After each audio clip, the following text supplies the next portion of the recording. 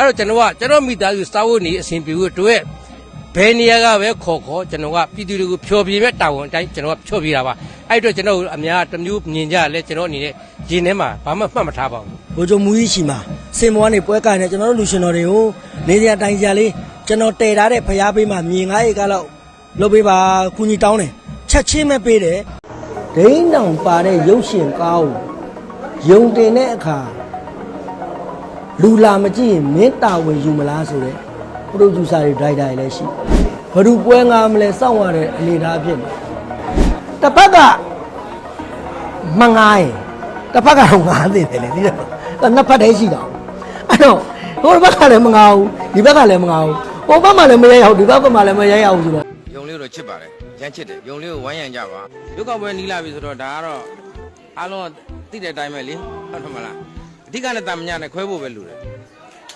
तू ကရေးကြည့်လား तू ကရေးမကြည့်ဘူးလား तू ကဘာလဲအဲ့ဒါသိဖို့ပဲလူတယ်ဘယ်သူရဲလို့မပြောပါဘူးရှင်ထဲမှာတော့ရှိပါတယ်ကျွန်တော်အေးဆေးပဲ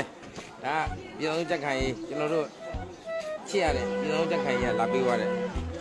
2000ပေါင်းလိုက်3000စမ်းစီစံသားငါတိတာဘူးတွေလည်းပါတယ်ပဲလည်းပါတယ်အားရှိအောင်မဲ့လည်းပါသေးတယ်ဗျာမဲ့လည်းဝက်300မလို့တော့ဘူးကျွန်တော်အေးဆေးပဲအားလုံးဒီဖိုင်လေးကိုကြည့်တဲ့လူတွေစိတ်ကြမ်းမှန်ကိုကြမ်းမှန်ပြည့်စုံကြပါသေးလာမပေးလည်းဝေးကြပါသေးလာမပေးလည်းဝေးကြပါသေး A few moments later နောက်ဆုံးဘယ်လောက်ထိစဉ်းစားထားလဲဆိုတောင်းစားဖို့တော့စဉ်းစားထားပြီးသား